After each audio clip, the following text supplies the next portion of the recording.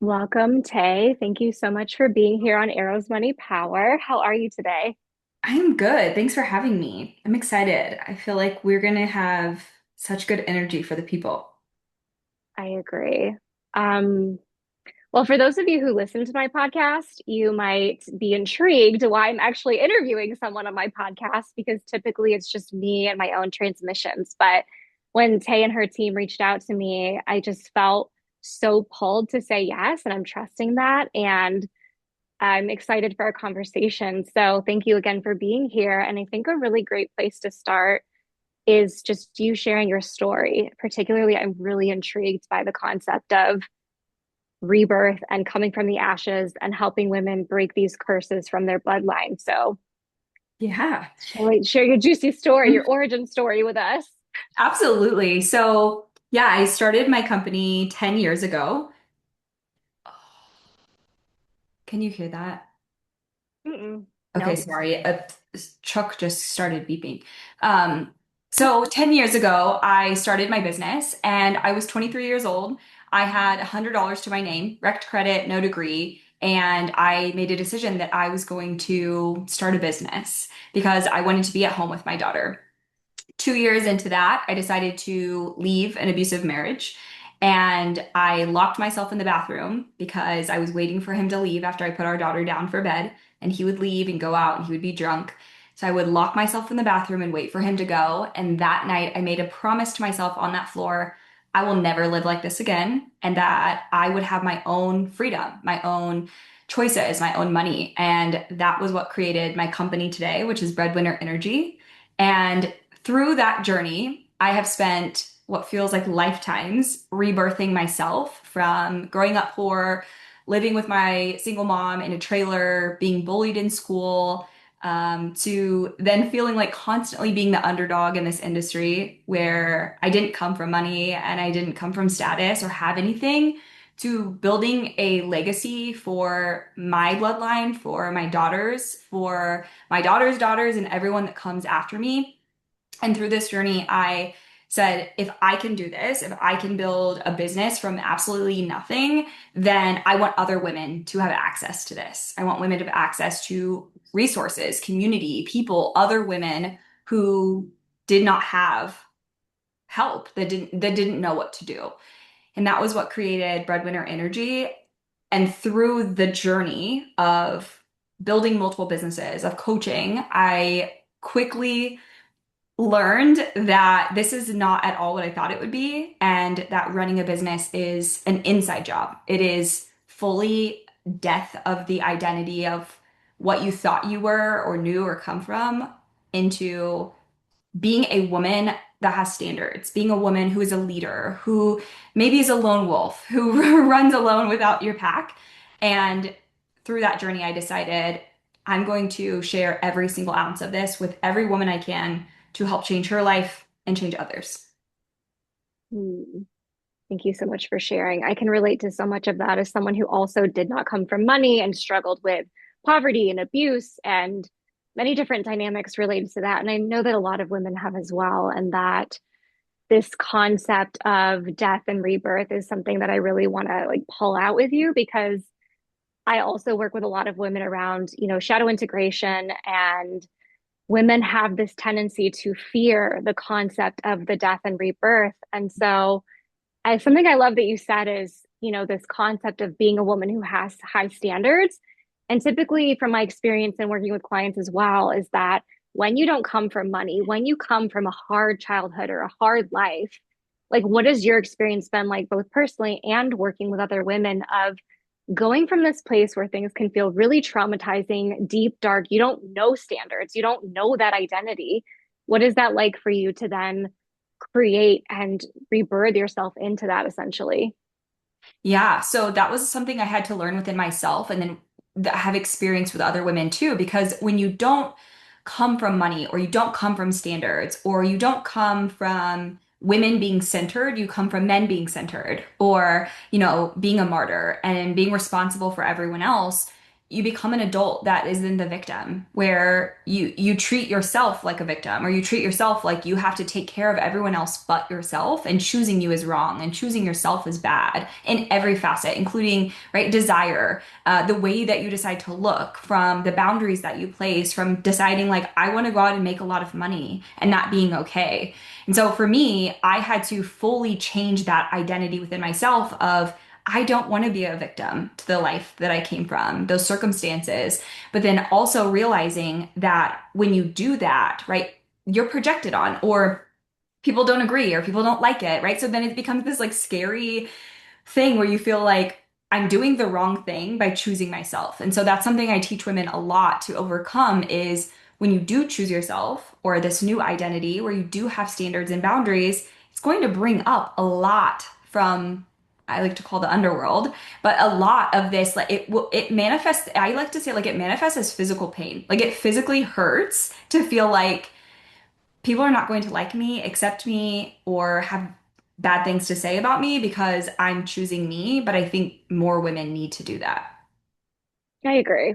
Especially if you're a mother, there's a whole other layer of what you're allowed and not allowed to do or want or who you are allowed to be. And I Yeah. think that the way that we relate to women in desire, especially as it relates to sex, to money, to being in our power, and then you add on being a mother, like what Yeah. has your experience been like with, yes, owning your power, owning your desires, owning your standards, but then how Mhm. people have projected onto you as a mother? Oh, yeah, this is such a great question because I am a mom of two girls and I work with a lot of women that are mothers, but they follow these invisible rules of I can't do that, I can't look like that, I can't say that, I can't wear that because I'm a mom, or centering their Mm. entire business and brand around being a mom versus I am a mom that does this for my kids for longevity, but they aren't placed in the center of my online brand, nor do I need to bring them in. They're literal children. My job is to protect them, to raise them. And the best way to do that is to show them as a woman how to choose myself, how to raise the standards, how to not cave and be the martyr to everyone else, right? And to also say no. And so what I've noticed a lot is, again, that invisible rule of like, don't look like that, don't wear that, don't do that, because your children will see. And I think that that is part of the curse that is placed on women and mothers specifically is your daughters will see you acting like that or looking like that online. And my response is good. That's literally the point. Good. I want them to see it. They will be proud. Yeah. I mean, we need that. We need young girls to see healthy examples of women who follow their desires, have standards and boundaries, and like you running your own business, your own company, being a leader, having a movement, creating a legacy, not only through your work, but for them. Like that is just, it's the most amazing thing. And I just want to like see you for a moment because that is just one of the most powerful things that we can do for young girls in the patriarchy. And I also love the fact that, like, yes, we can create this whole legacy for our daughters, but our businesses don't need to center literal children. And I think that Yeah. a lot of women also fall into that trap. And people have asked me to create more offerings around motherhood. And I'm like, look, if you're in my proximity containers, I will talk to you about motherhood, but I don't want to deal with the projections that people put onto women who are mothers because it gets very intense, especially with the line of work that I do with sex, with power, with money. But Yep. I'm so here for this conversation because I think that women like us are modeling for our daughters how to not be these submissive good girls on our knees for the patriarchy, but to Yep. say, like, I'm going to fucking wear what I want to wear. I'm going to say what I want to say on the internet. I'm going to create this legacy. Like, you are modeling so much, not only for women out there who want to pay you and work with you, but for your children. And I just think that's like so fucking powerful. Yeah. And right back to you, because when you, as a woman, as a mother, go through something like your program, like let's just say sexual liberation, right? Because I was sexually abused as a child. So let's say that a woman comes to your space to talk about sexual desire and money and leadership and power, right? The byproduct is that you become a better person for yourself, which then in return helps you with your child. Because when I was a child, when I was young, that was like sealed mouths. Like we don't talk about sex. We don't talk about desire. We don't talk about sexual health, right? And none of that, we don't talk about it. It's like closeted. So then as an adult, you have to learn on your own as a woman, where now as a mother, I can learn to be comfortable with these conversations so that when my daughter's age appropriate, I can comfortably share this with her, right? It's the byproduct. So Yeah. I don't think that you need, right, motherhood programs because that in itself, it's like how many layers can we go of like what the right way to do motherhood is. But I think going through this work allows you to be the byproduct of a better parent, mother, woman in general, leader to your children. Yeah. And like sex, money has a very similar taboo to it where people are afraid to talk about it. It's very hush hush and secretive. Yep. So, what has your journey been like of coming out and talking about this publicly, like speaking to women, talking about money, especially given, what did you learn as a child about money? And how does that impact the way that you show up now? Yeah. So as a child, I always learned, yeah, don't talk about it. Money doesn't grow on trees. We were poor. So it was, money was bad. Money was so bad. Money was like terrible, and everyone that had it was just a bad person. And my mom was obviously the breadwinner because she was a single mom, right? There was no one else. And now, as an adult, when I started Breadwinner Energy and I first trademarked the company was back in 2021, it was still taboo. And it is to an extent now, but it's becoming more popular and more accepted.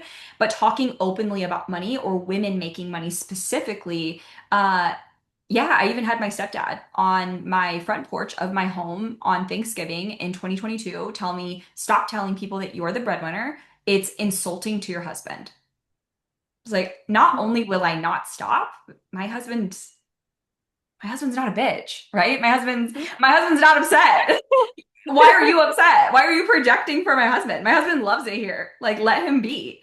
Um, but no, through the years, it's been wild. Like, you don't care about your children. You're selfish. You're a gold digger. Right? Like the most random.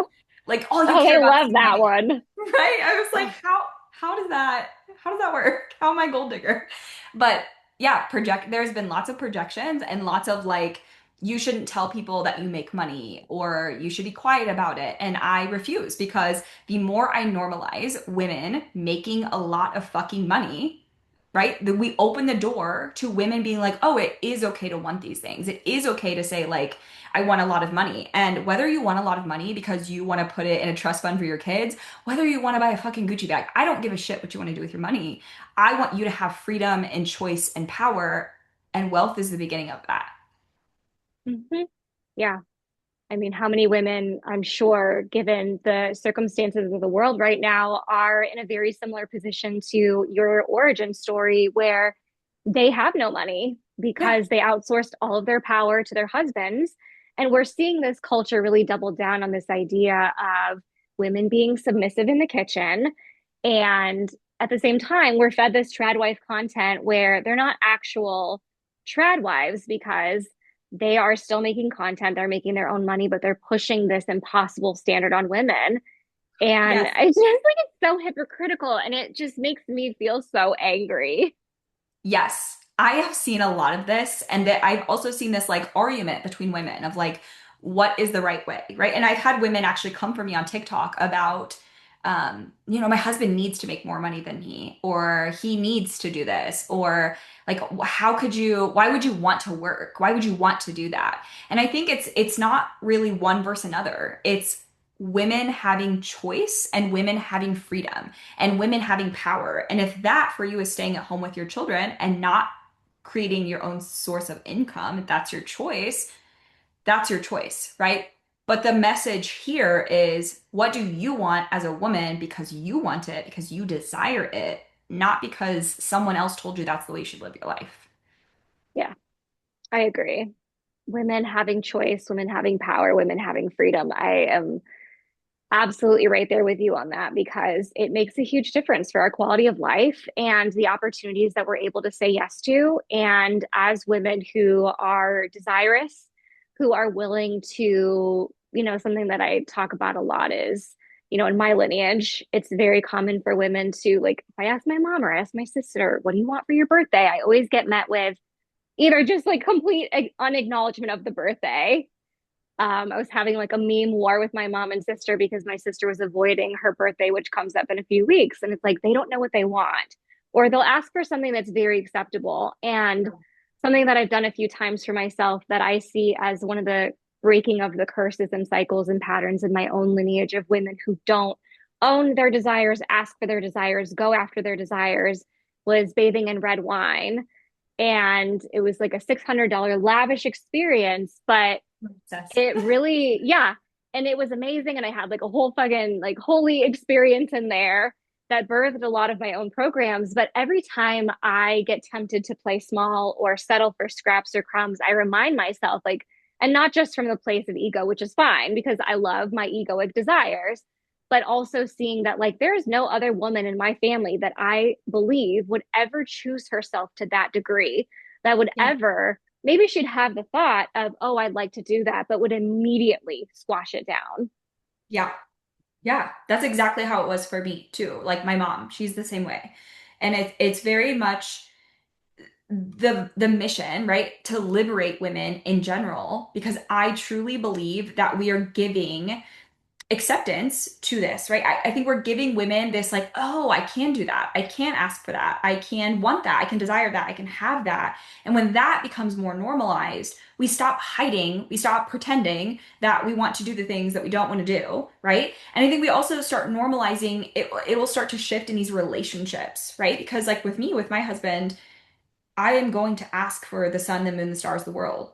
And he's going to try his best, right, to deliver on that. But I'm not going, if he couldn't, right, or said no, I'm not going to stop asking. I'm not going to stop wanting or desiring. And the same goes for money. And I think too, like you were saying, is like women not even knowing what they want anymore because they're so out of touch with themselves or their own desires or creativeness or freedom of just like their mind. Mm-hmm. Yeah, I see women like you as a walking, talking, living, breathing permission slip for women to see many different options on the buffet when we're so used to just like, I think this is very common for women who are mothers as well, Mhm. is the concept of like the children and the husband get fed, served, taken care of first, and then she's the one that gets the scraps and the crumbs that are left over. Yeah. And so many women don't even understand that they have access to this entire buffet Yeah. and that they can choose whatever they want. And it gets to be both and. There's no, I can have this or this, but I can have this, and this.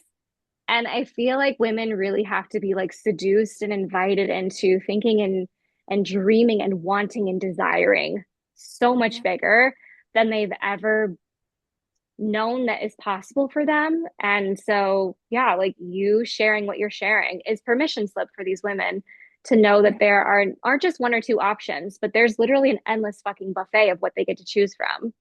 Yeah. And I think unfortunately society has sold us short in that we're not supposed to and we shouldn't. And, Mm-hmm. we're selfish or we're terrible or we're witches or whatever they want to call us. The list goes on with what we get called by choosing ourselves, our own intuition, right? Our own inner knowing. And then also to the layer of momhood on top of that, or the layer of being a wife on top of that. It's conditioning. Like women are being conditioned from birth to act and do things a certain way. And no, I will not. I will not, and I will not teach my children to do that. And yeah, I want women to know here too that you get to break up with that at any moment, even if your mom, your sisters don't agree, even if wherever you've come from, the church that you possibly go to, right, the society you're in, even if they don't agree, you have the permission to walk away from those lives at any given moment. Like you don't have to stay in circumstances. And that was another thing too, like the piece of the story that I share of leaving an abusive relationship or leaving my 9 to 5 to start a business, people are like, well, how did you do that? I decided to do that. I didn't have money when I did that. I trusted myself to figure it out and knew I wanted more, but I did not have money or resources when I started that. And I think for women listening here, if you wait until everything lines up and feels good and is perfect to make decisions for your future, you're going to be waiting for the rest of your life. Yeah, there's never been any condition in my experience where everything has been perfect and aligned. I wish that'd be amazing. Yeah. Yeah, I mean, there'd be like kittens and rainbows and unicorns, but unfortunately, that's not the world that we live in. And Yeah. we do have to command our reality and we have to make the decision. And sometimes that decision is really hard and painful because there is a death that happens. Like you said, you're letting go of an old identity. And when you don't even know necessarily who the next identity or what that chapter holds for you, like what Yeah. was that experience for you? Like, of you made that decision, you didn't wait, but did you know what was waiting for you on the other side? Did you have any fucking vision or clue? Like, what was that like for you to just walk into the fucking dark essentially and choose a version of you that you didn't know, like the texture of what she looks like, feels like, who she is? Yeah, this is such a good question. I was actually asked this yesterday too, because in that moment, when I decided to leave, I had no idea what was on the other end of that. No clue. And back then I was younger, so I took a lot more risks and I was risk tolerant to pretty much anything. And I was more fiery than I am now. And I was like, I just refuse to accept this life. Like there has to be more. But from a very young age, I lived in a trailer with my mom. I've had third eye visions my entire life since I was a child. And from that young age, I knew I was meant for something. I would dance around in our neighborhood and tell my neighbors, I'm going to be rich and famous one day. And they probably thought, this little girl, she's 7, 8 years old. She lives in a trailer with her mom and she thinks she's going to be rich and famous. But I knew, I was like, I am meant for something. So I specifically remember back then when I was deciding to go through this divorce, it can't be worse than this. It can't be worse. I am miserable. I hate myself. I hate my body. He has put me to the lowest amount of self-esteem I've ever had. Being a mom, I hate that and it's scary because I feel so ruined and wrecked by this relationship that nothing can be worse than this. And if I leave, there's going to be shame and judgment. But if I stay, there is too. And if I stay, I clearly know the path that I'm on, staying with this person. I know what that looks like. And staying feels like suicide. And Mhm. so making the choice in the dark with no resources to leave was the best decision I ever made, but it also taught me how to walk in the dark no matter what and always follow that there is something more for my life. And I have done that over and over and over again because here's what people don't understand. When you go through death and rebirth, there's the middle space, the void. And the void is fucking excruciating. It is excruciating. That's the only word I have for it because you don't know anything in the void. You don't even know who you are. You don't know who you're becoming. And the first thing we want to do as women is like grip onto safety and control, especially if you've come from trauma, right? Yeah. And you can't. There's literally nothing to grip onto. I envision it as a room that is empty with two doors, your old life and your new life, and you don't get to go to your new life until you're initiated. You could always go back to your old life, but you don't want to. And the room is empty. It's just you, mirrors, yourself. It's internal work. Most of us want to run back to our old life or try to like peek out of the walls to see like what's going on. Your job is to sit your ass in that room and to surrender to absolute nothing and shed every single layer of who you can't be to go to that next space. And for me, I have sat there so many times that I have fully gotten to the place of, I like to call mastery of the void, but then also to teach other women this work is non-negotiable. You think you know you're meant for something big, for money. You have this desire inside of you that literally burns to the point you can feel the fire within you. You know you're meant for something. You're willing to go through death and rebirth. You're willing to do the void if you have that fire in you. Yeah.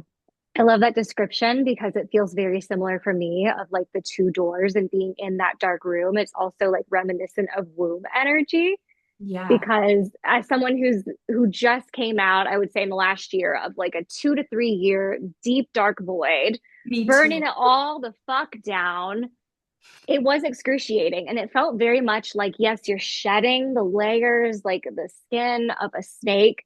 Feels kind of like, for me, I'll describe it as like literally being squeezed by a boa constrictor. It's like, but it's squeezing out all of the old shit you've been trying to hold on to, Mhm. and you are facing yourself in that place. And I think that we all, probably every woman listening to this, whether they're from my audience or yours or whoever's, Mhm. can taste that deepest, darkest, like bottom of the motherfucking bottom moment where it is like nothing that could get fucking worse than this. Yes. But something that I feel like people don't talk about, although I'm sure that you do, is, and I've been trying to talk about it more as well, is like once you've built the success, once you've created something, what is it like to go through that when it's not the rock bottom of your previous story, but when you've already built something, you already have a name for yourself in the industry, you've already created so much, Yeah. and then what does fucking death and rebirth look like then? Because I know my flavor of it, but I want to hear about you. Like you built that Yeah. success and now you're going through the void that's different than your original void with that $100 and like your abusive ex-husband outside of the bathroom. Like what was that like for you now? This is so good for such a good question because comparing those two, it was so much harder at the top. Women swear once I have money, once I have success, once I have notoriety, it will be so much easier. And it was 1,000 times harder because you're going through it and people are watching. The void is now a see-through glass container that you're Mm-hmm. in with you and everyone's watching it. There's this extreme pressure while people watch you go through it very publicly. And I had my first ever, I will never forget this. This is like permanently imprinted in my soul. I had my first ever 6-figure launch, 6 figures in 6 weeks. It was like I was at the height of what I felt like I've done it. Like I have done the thing that I came here to do. And not even a month later, I get a message that a woman is infringing on my trademark. And this isn't the first time, but she specifically was a multi-millionaire C-list celebrity. And I thought, oh my God, this is going to end my career. That was the beginning, that was early 2024 of my biggest death and rebirth to date. And it lasted 20 months long. And I thought I was going to die. I was like, I'm going to die. This is going to kill me. This is going to take me straight out of the game. And it was easily, looking back now, like I would never want to do it again, but it was the best thing that ever happened to me. And it has fully, I like to say, unleashed who I came here to be. I opened my spiritual channel. I fully opened my psychic channel. I recreated my business and brand from a place that just like it gives me chills to think about. And I would have never done it otherwise, but it felt like I was losing everything in that moment. Mm-hmm. It's so much harder to go through death and rebirth when you have something that's sustainable because it works. So why would you kill it? Why would you do that? Yeah. But you know you have Yeah. to. And then you're going through yours. Yeah. That's what like listen to your podcast and you were like, I'm going through this death and rebirth. And it was like, I had fired my whole team, killed off all my offers, like ground zero, rebranded. And then I came across you like months after I'd done this. And I was like, oh my God, this is like, we have to connect. So now you're going through it or on the other end of it. I want to Yeah, know I how feel like it's for you too. I'm in the rebuilding phase now, I would say. You know, Yeah. it started with like, and I don't know, I've been learning a lot more about my human design right now, especially my line two. And it seems like when I'm unaligned and I can see the through line from many different times of different ego deaths for myself. And I would also say that like having the audience being like, it's a whole other form of exhibition and kink to have an audience watching you as you go through this process and to be questioning yourself. And I feel like the void is more questions than answers. It's very uncomfortable because people are watching, and it's the people that you don't mind watching, but it's also the people that are like, I swear, they have their fucking popcorn and are like, okay, watch this bitch like die to herself. Um, Yes. but I would say that like, yeah, I'm on the rebuilding version of that, you know, like really coming out with the offers, like my mastermind right now, where it's like, oh, this is what I wasn't giving myself permission to do for those few years. Wow. And, you know, letting go of all the offers. I tried that period, like you described the void. I tried to go back into the old door of like, let me sell this thing this way. Let me talk to these type of clients. Let me go back to this pricing, like trying to go back, and none of it was working. And most importantly, I fucking hated it because I'd outgrown those conversations. If one more woman asked me, how do I have my first like 10K a month? How do I have my first orgasm? Because, you know, in my world, those are like the typical conversations that we were having. Or, like my journey came from like incontinence. And so women would ask me questions about like the jade egg and the pelvic floor. And like, what are you fucking talking about? Like, I can't. I physically cannot talk about these things anymore without feeling rage in my body. And Yep. so there was a lot that was going through for me with the void of like, the income was dipping and I couldn't, the clients, like the conversations we were having, it was like, I felt so stifled and so small and so uncomfortable, and just noticing the ways in which I had settled and Yeah. stopped letting myself be big and like extravagant and desirous. I had just become so small. And so the void has just been seducing me, spanking me, ripping me a motherfucking new one. But I don't feel like I'm in that space anymore. I feel like I'm in the rebuilding, more of like, okay, now we're putting the things in place. We're actually doing it. We're creating the new legacy. We're in the next chapter.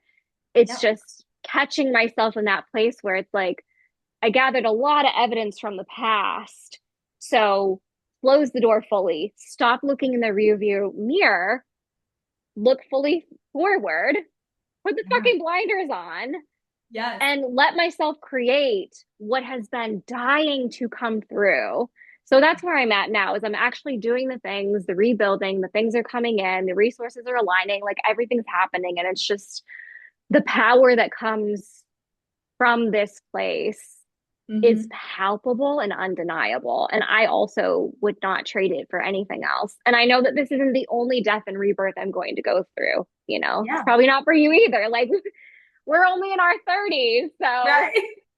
Yeah, and I tell women all the time because a lot of women will, come across me and be like, I really like you. You're really bold. I like the brand. I like what it stands for, but I don't need to go through death and rebirth, or I don't feel like I will. And I'm like, that shit is coming for you, whether you know it or whether oh, you consent. Whether you consent or not, that shit is coming for you.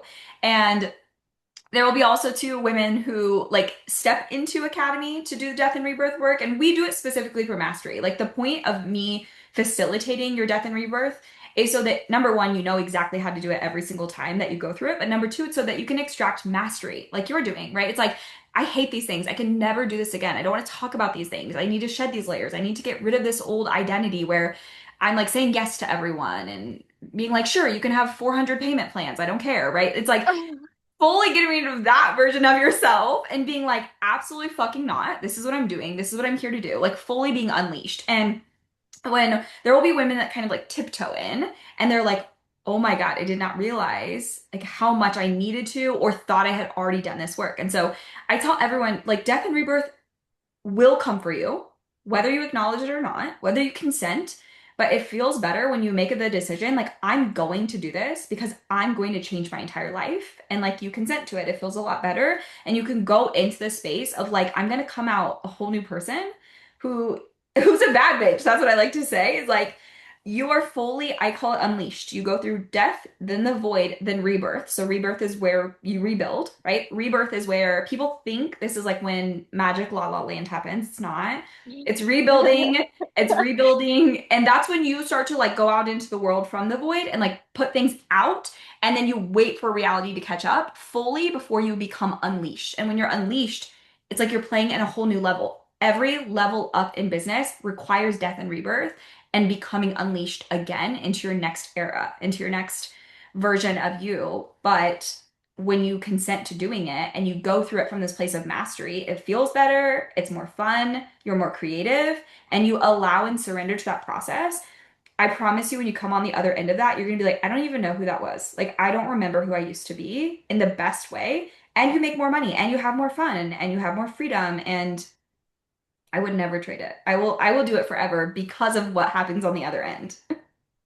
yeah, it is the hottest, most insane glow up to go through Yeah. death and rebirth. Like the Yes. post death and rebirth glow is a real thing. And it's not just like, oh, my skin looks great. It is like a fucking pathway to eros, like life force, creativity, influence, magnetism, the whole thing. And oh, to be so innocent and naive and think, I thought this was never going to come for me. Like, I have died to myself, sacrificed myself, even at times. Like, okay, let's just fucking get this over. Let me put myself on the goddess altar here. Like, take me, okay? Because Yep. whatever we're doing here, the stagnancy, it's death. Like stagnancy is death. And so sometimes even being the one that can initiate it to a degree, but it's going to come for all of us. Like Yeah. death in the literal sense is unescapable, as is in the metaphorical, spiritual, whatever you want to call it, sense, energetic. And Yep. to, this is why I also call myself and see myself as a priestess of someone who walks between worlds, who can exist between worlds, who can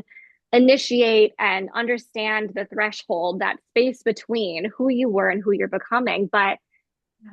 death and rebirth and the void, like it is the most sadistic dominatrix, mistress, cruel mistress. She doesn't care. She's going to Yep. take you unwillingly. But like you said, if you can surrender into it and you can see that, like get excited for who you're going to become, get turned on by it. The anticipation now, it's like, oh, that erotic tension between me and who I'm becoming. Like always the hottest thing ever because, like you said, you will come out a bad bitch. You will be unrecognizable to yourself. And I think that sometimes women can be afraid of stepping into that even more. Like when you're a woman who already sees yourself as powerful, I never thought this would ever be something that I would struggle with, but I feel like it is the core of my work at this point in my own personal and professional life is like, oh shit, I've been a powerful woman for like 10, 11, going on 12 years now in layers.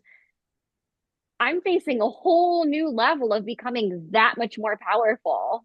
What Yeah. has your experience been like with your power in that regards?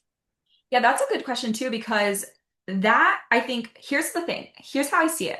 With women, when you don't choose this for yourself, you just live in death, right? You live in a world where it feels like death because you're in that relationship that's not spicy, exciting, fun, fulfilling at all, but you're like staying for comfort, right? Staying at the job, staying with the man, staying the mom where everyone finds you acceptable and likes you. That's death in itself. So you can live in death for the rest of your life if you want and then just die, right? But most of us here, like if you're listening, I can almost guarantee that's not you, right? You're like, I want the life. I want to be this powerful, wealthy woman, but I also know when I choose that for myself, I will lose people. I will lose possibly relationships, friendships, even family members, and you will, right? And I think that's the point where as a woman, for me, that's what held me back too, is like this two sides of me where it's like I am really powerful and I do want this really big life for myself, but also like how will I get treated by people? Or what will my parents think? Or what about my sister? Right? I did go to that place. There was a lot of shadow work that had to be done around those, like needing to be liked and then needing to be liked with people in the online space.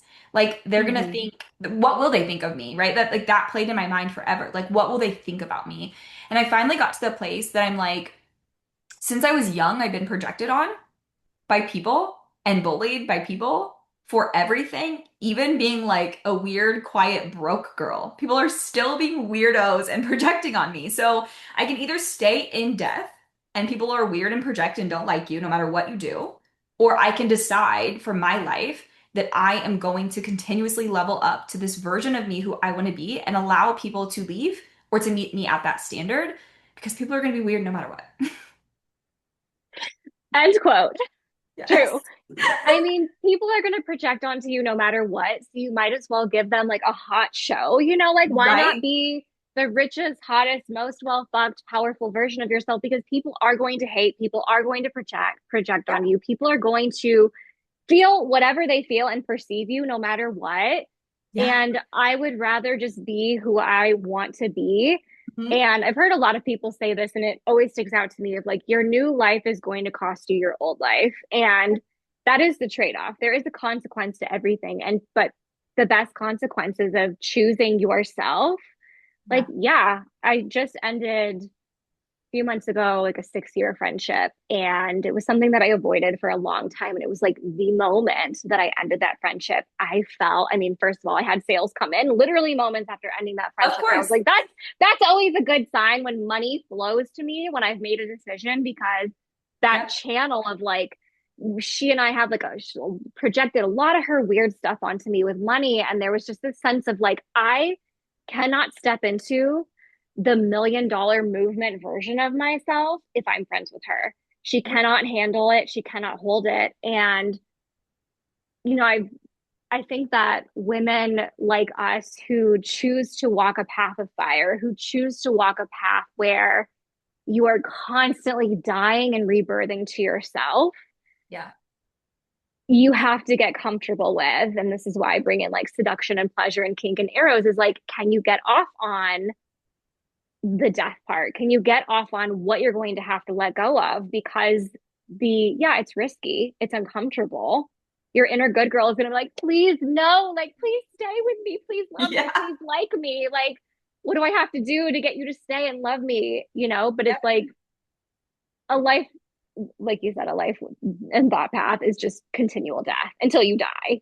So Exactly. you have to get comfortable with letting go and letting people go, letting the old versions of you go, let go of whatever the fuck it is, the relationship, the job, the old program that maybe made you a lot of money, but now you're just like, I fucking cannot do this anymore.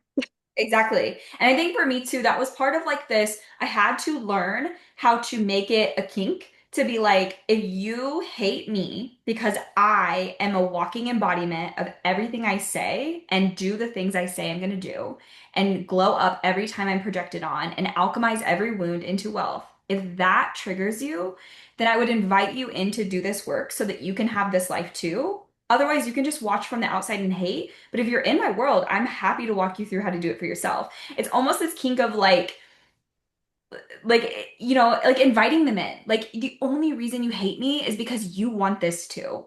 So Mm-hmm. let me show you. And then, yeah, like you said, when you make a decision for yourself that you're going to change your life or up level your life or do something, you do have to take this inventory of like who would be a really great energy exchange to be around at that version at the top. Like if you have to be worried or fearful or frustrated or any emotion that feels icky because you're trying to suffer or silence yourself from actually being like, I do make a lot of money. I do love my life. I do love my husband, right? Instead of being like, oh, they hate their husband, so I have to like pretend I hate mine, or they're broke, so I have to pretend I'm broke because if I talk about that's going to trigger them. Inventory that before you right as you go through this because why would you bring that energy into your next level self, right?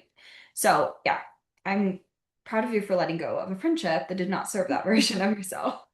Thank you. I'm also proud of me because it was something that, I'm sure that any woman listening to this can relate where there's red flags that you ignore. And it's really just that part of you that's so comfortable with a dynamic because maybe in the beginning it was serving some part of you, but you've grown so much that that version of you, it's like they're in constant friction with each other. Yeah. And you truly can't become that next level version of yourself with this like heavy weight, like a ball and chain on your ankle, and you're just like dragging it. And it's just, Yeah. it doesn't feel good. And it's costing you your freedom, your turn on, your power, money. Like it's costing you the version of yourself that deep down you're Yep. meant to be, you're here to be. So, this is like an invitation for women listening to choose yourself fiercely and to give yourself permission to let go of whatever it is, like, and you know what it is. Yeah. I'm sure that you can relate where you know what it is. You know it's the friendship. You know it's the relationship. You know it's that offer. You know it's like deep down, if you're willing to be honest with yourself. Oh, for sure. I think too, another piece of this is like the sisterhood wound because as women, you're taught what I noticed is you're taught in two ways. Like you're taught that women are always a threat to you, and then also you're supposed to be like sisters with everyone. And if you're not balancing those two, and I don't know how you do, then you're like something bad, right? But I think that women need to let go of this idea or ideology that you have to do the best friend sisterhood with every single woman you encounter. I think there is massive amounts of success in sisterhood and also being mindful of those sisterhoods that you create or stay in if they're not aligned to who you want to become and being willing to say, I don't have to stay in a sisterhood and allowing people to be like, well, all she cares about is money, all she cares about success, all she cares about is herself. Because as a woman of power, leadership, that's going to happen to you all the time, especially in business. Especially as a Mhm. woman who leads a business, it's going to be this projection of you're choosing yourself and money and success over all of us. Don't fall victim to that because that's so untrue. And then you will find new relationships at the top that support your success and who you are as a leader who don't feel threatened by your success. They like cheer you on fully.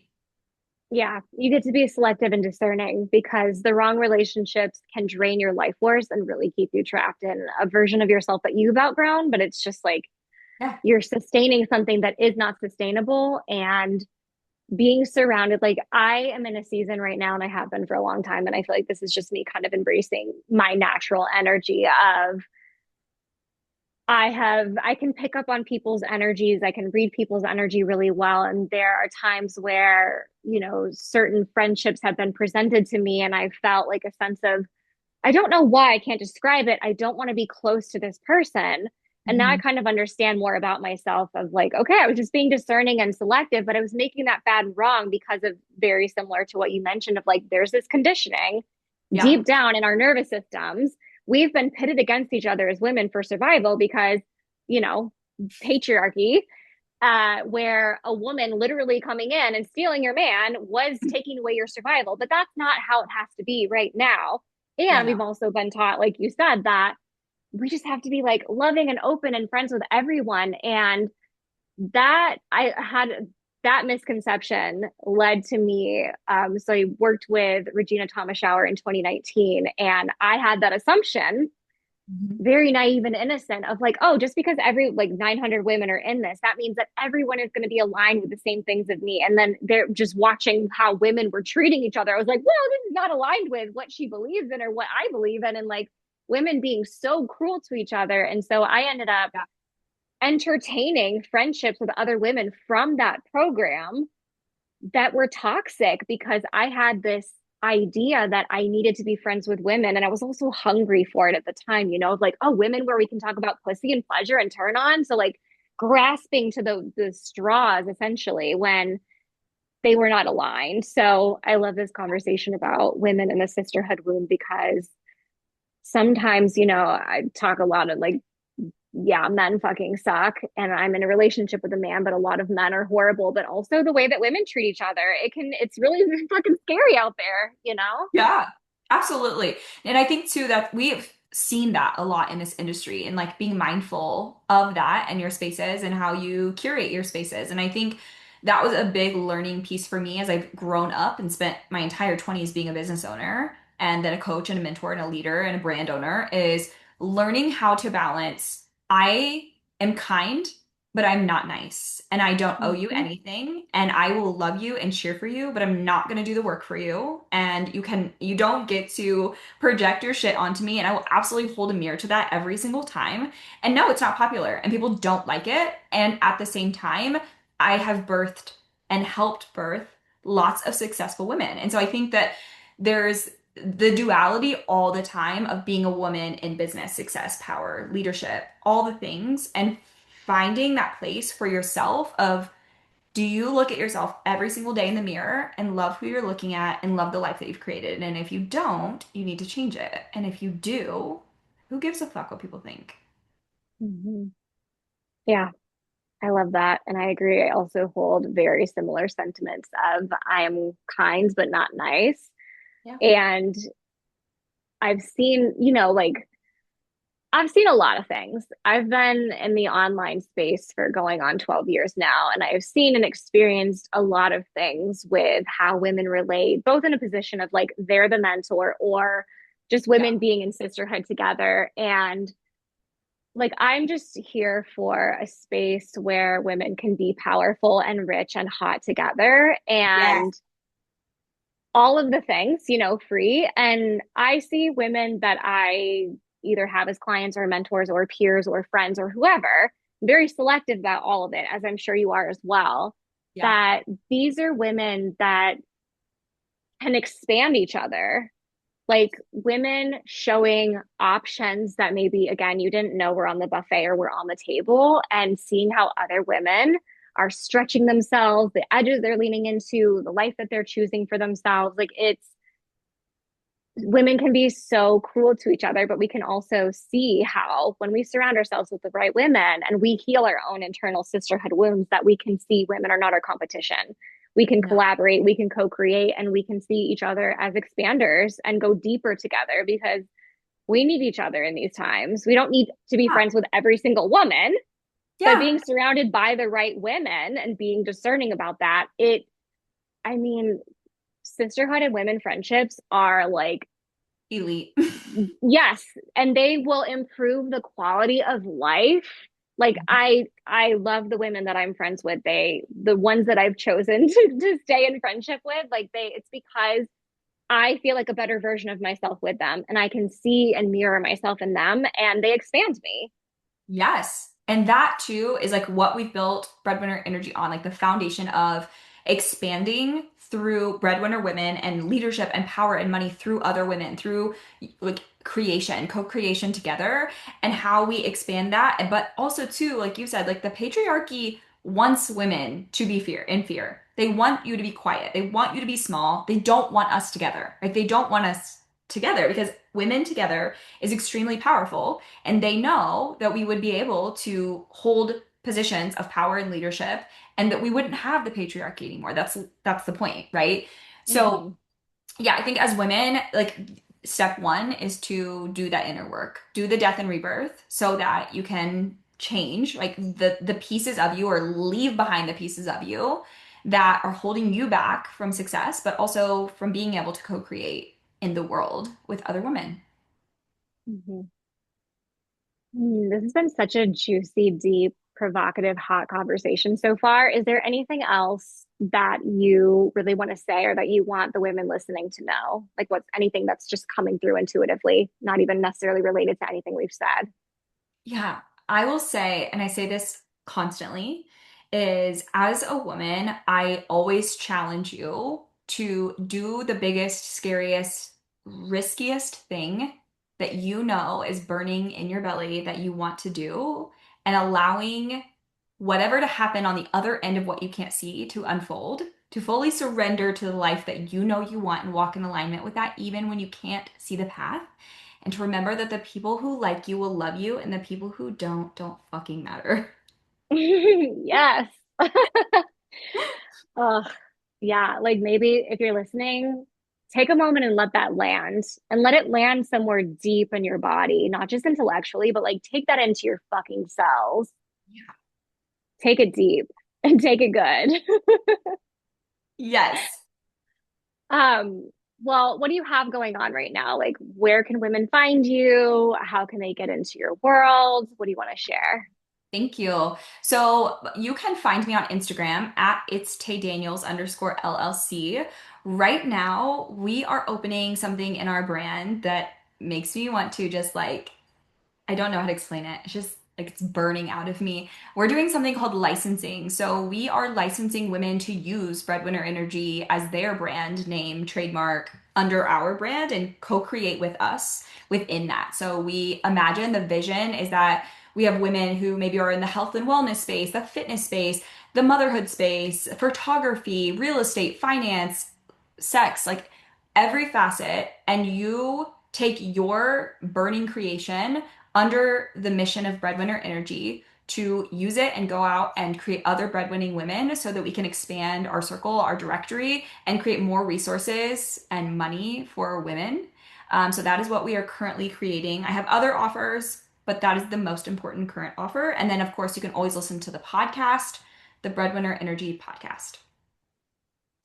Perfect. Thank you. And I love my whole body was just kind of like, ooh, opening and expanding to the idea of more resources and women coming in and licensing breadwinner energy like that. I can see the movementing in real time for you. And that's just really hot. So on that note, like, I mean, I got a little taste of that in what you just shared about like women being able to like expand resources and all of that. But what's this is just like intuitively coming through because, I don't really have anything else prepared. But what is a big desire that you have on your heart and that's like turning you on right now? And what's a bigger and deeper version or like desire for your mission, for your brand, for your legacy that's coming through right now? Like, where are you taking it next? That's really good. So, the first thing that I have stepped into post rebirth that I do with every woman that comes into my world is death and rebirth work. That is like layer one, step one, shedding, becoming a new version of yourself. Before we talk about building your own empire, building under mine, the vision, the big vision that I'm expanding to is moving from a personal brand into a company, into like a big company where we have layers and partners, but also writing a book and publishing a book about my life, my most interpersonal, absolute insane pieces of the things that I've been through in my life. So, publishing a book will be coming very soon. Um, but yeah, I think for me, I have gone through seasons and layers of business, but what I've really found is I don't, let me say it this way. I loved the coaching industry. I've been here a long time, but I think that just being a coach is not enough. And I'm going global. Ooh, I love that. I'm going global. That sounded like very Kim Yeah. Kardashian of me. That sounded really psycho. But I love it though, because I mean, it's true. And I'm sure there's so many women listening to this who also want to go global. Yeah. And yeah, I agree because for me as well, being a coach, being a mentor are things I have under the umbrella of my work, but they're not enough. They're not the only thing. And I think that this is another piece of like the conversation and permission is we can own the labels and the titles all we want. They're great. We can use them, we can market them, we can position ourselves using them. And likely, whatever it is that a woman is wanting to create next is probably something that exists outside of just one clean little box and is kind of like this whole big, deep swirl of so many things that it can't just be pinpointed into the label of like, oh, this is a coaching program or this is a whatever you want to name it. It's a course, but Yeah. giving yourself permission to create something that is so much bigger and deeper than you could have ever even orchestrated on your own or imagined. And Yes. that's what came through when you were saying, like, I'm going global. Yeah. I think the ultimate breadwinner energy goal is bringing back the matriarchy, bringing back women, power, leadership, money, freedom, choices. And I just Yeah. hope that I get to be a small piece of that and watch that unfold. Yeah. I mean, you absolutely already are. So I see you in that. And I'm holding that vision for you and for the women that are listening, come into Tay's world and be a part of that. Like, move the movement with her. You get Yeah. to be a part of that. If you're sitting over there, like, yes, thank you, more, please step through the door and be a part of it because it's like we have these platforms and these positions of power for a reason, but it's also the women that are moving it with us that matter just as much because we're creating this for the collective. We're creating this for ourselves, for our daughters and lineages if we have children, but we're also creating it for the women of the world. Yes. That was so good. Thank you. I'm obsessed. I'm like, oh my God, Oh, yes. well, thank you for joining. Thank you for listening. Everyone, go follow Tay immediately, binge her podcast, get into her world, and surrender into the kinky death and rebirth because if you don't, it's coming for you anyway and it doesn't fucking matter. You're Yes. welcome. Thank you so much for being here, Tay. Thank you for having me.